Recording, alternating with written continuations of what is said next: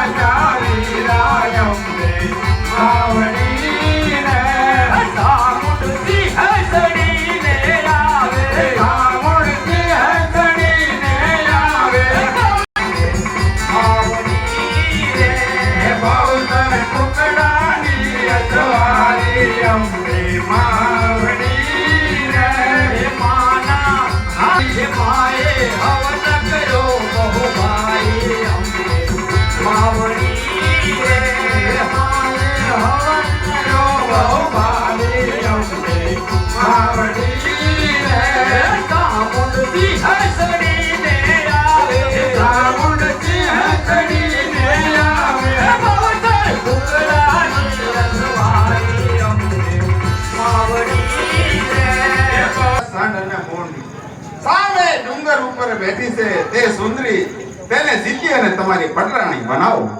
બહુ સારું નારદ મુનિ મહારાજ. તો હવે તમે તમારું કામ કરો અને હું મારું કામ કરું. બહુ સારું. કેમ ભાઈ બોલ પટરાણી અને આપણે ઇન્દ્રાસનની અંદર લઈ જઈએ અને આપણી પટરાણી બનાવીએ. બહુ સારું મોટા. અને કેવો રંગનો રૂપ તો આપણા ઇન્દ્રાસનની અંદર શોભે તેવું છે. આજે તો સારો મોટા ભાઈ એ જાગૃત કરી અને ઉઠાવી દઈએ.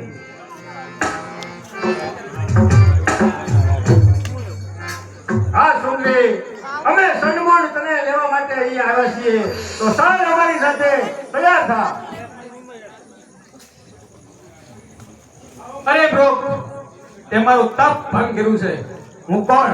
સાક્ષાત આદ્યશક્તિ. એક બોલું બીજું બોલું નહીં, મારા ભાખેલા ભોયે પડે નહીં.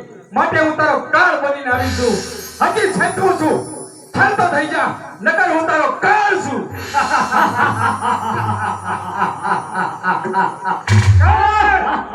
કાળ આ સન્માનનો કોઈ સહેજ નહીં. માટે સાસુ કહું છું કે એ માને જા લેલી માને જા, આજ સુંદરી તું માને જા.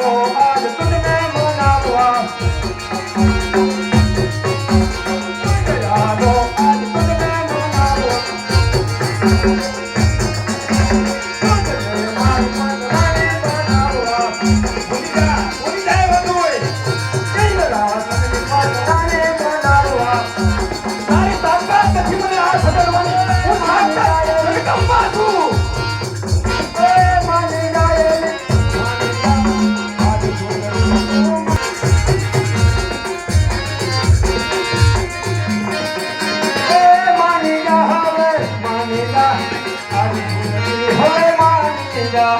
હજી કહું છું પાછો. ઇન્દ્રાસનની પટરાણી બનાવવા માટે અમે અહીં આવ્યા છીએ. જો તારે એટલો બધો ધૂળ હોય તો લડવા માટે તૈયાર થઈ જા. હજી કહું છું સમજાવું છું તું હો જા નહીતર તું મારો ક્રોધ સહન નહીં કરી શકે. અરે સણમુંડને જીતનાર હજી કોઈ જન્મો નથી માટે સર તૈયાર થઈ જા. ચાલ તૈયાર થઈ જા.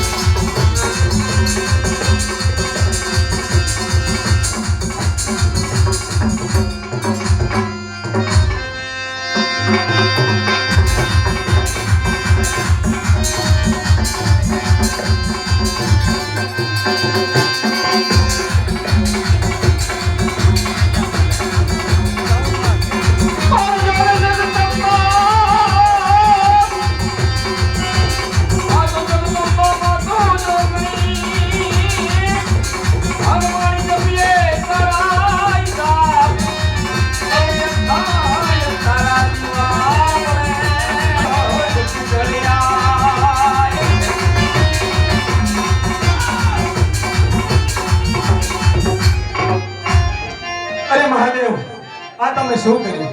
હમણાં અનર્થ થઈ જાય. આ મચ્છાના થઈ જાઓ તમે. સણમુંડને તમે આજ વધ કર્યો છે. આજથી તમારું નામ સણમુંડા પડ્યું છે. હવે તમે શાંત થાઓ. આમ નામ જો તમારો ક્રોધ શાંત છે તો આ પૃથ્વીમાં પ્રલય આવી જશે. માટે તમે શાંત થઈ જાઓ ને પાંચાલની ધરતીની માથે જાઓ. ત્યાં ચોટીલા નામક ગામ છે. ત્યાં સપને ધૂળનો ડુંગર બનાવો અને એની માથેમાં તમારા બેસણા કરો. 18 વરણમાંથી જે કોઈ આવે એની સદાયને માટેમાં રક્ષા કરજો. હા મહાદેવ, હું પાંચાલની ધરતી ઉપર ચોટીલા જઈ ત્યાં સપટી ધૂળ નાખી અને ડુંગરો બનાવું અને ત્યાં મારો વાસ કરું. હા